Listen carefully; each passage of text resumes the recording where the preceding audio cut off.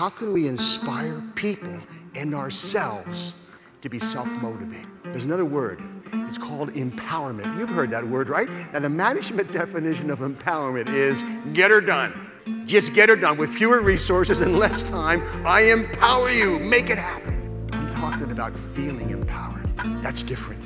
Feeling empowered is when you're self-motivated. Now, if you want to know if you feel empowered, or if your child, your student, your worker feels empowered, ask them 3 questions. And if they say yes to these 3 questions, they will feel empowered. And by the way, this is not based on common sense, it's based on research. But you've all been there, so it'll feel like common sense. Question number 1, can you do it? Albert Bandura calls it self-efficacy. Do you believe you can do it? Do you have the time, the knowledge, and the training to do what we're asking you to do? If you answer yes, good. Second question, will it work? Do you believe that we're asking you to do the process will work?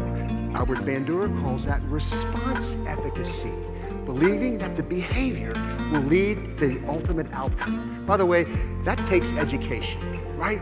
We have to show them the data. We might show them some theory. We show them, teach them why this might work. I just used the word education.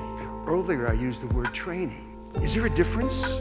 In elementary school, we call it education. Middle school, education. High school, education. College, higher education. Then you go to industry. What do you call it? Training. You have your training department. There must be a difference. Well, you know the difference. Do you want your kids to have sex education or sex training? And your kids might answer the question differently. Because you know that training means you do the behavior and you get feedback. That's powerful, powerful. Have you ever heard this word, online training? It's an oxymoron, isn't it? I mean, training is watch the behavior, get online training. It's like plastic silverware, jumbo shrimp, legal brief, country music. I mean, it doesn't work. Okay, so if you answer yes, it will work. Third question, is it worth it? So we've had a training question, we've had an educational question. This is the motivational question. Do you believe the consequences? This is about consequences. B.F. Skinner taught us this, selection by consequences. Dale Carnegie quoted B.F. Skinner and said, from the day you were born, everything you did was because you wanted something for doing it. Consequence. Is it worth it? So you have to convince people that it's worth it. Now, by the way, if you answer yes to those 3 questions, you feel competent. Am I right? You feel competent at doing worthwhile work. You've all been there. When you feel competent at doing worthwhile work, you're more likely to be self-motivated. You've been there. No one has to be looking over you. You feel now here's the challenge, leaders, teachers. How do you inspire people to feel competent? Well, you give them feedback. You give them recognition. You show them they are competent.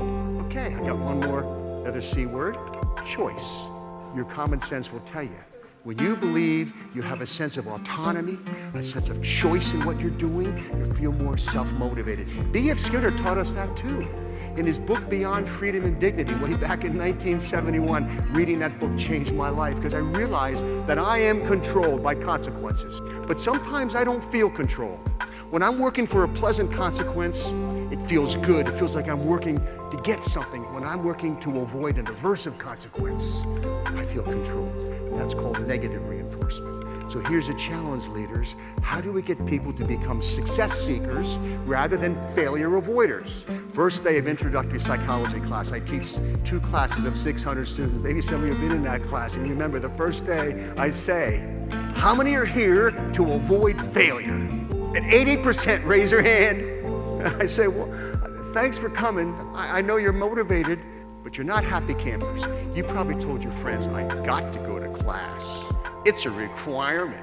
Not I get to go to class. It's an opportunity. You probably woke up to an alarm clock, not an opportunity clock. And it's all in how you see it. Really, it's all in how you see it. It's your paradigm. It's how you communicate to others and how you communicate to yourself. So Ellen Langer said in her book, Mindfulness, she said, and psychologists know, when you perceive choice, you perceive motivation. You're more motivated.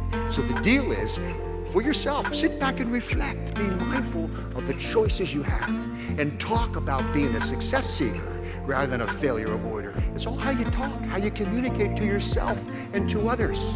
I've got a fourth C word, community. Powerful word. Psychologists know that social support is critical. People who perceive a sense of relatedness, a sense of connection with other people, they feel motivated and they're happier. I want to recite a poem. It's called The Cookie Thief by Valerie Cox. And as I recite this poem, there's only two characters, a man and a lady. Put yourself in the situation. Be mindful. Think about the situation and what you would do. Okay, here we go. A woman was waiting in an airport one night with several hours before her. She hunted for a book in the airport shop, bought a bag of cookies, and found a place to drop.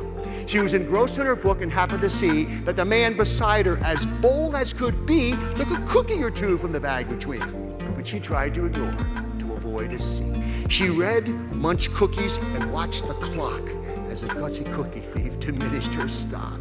She was getting more irritated as the minutes ticked by, thinking if I wasn't so nice, I'd blacken his eye.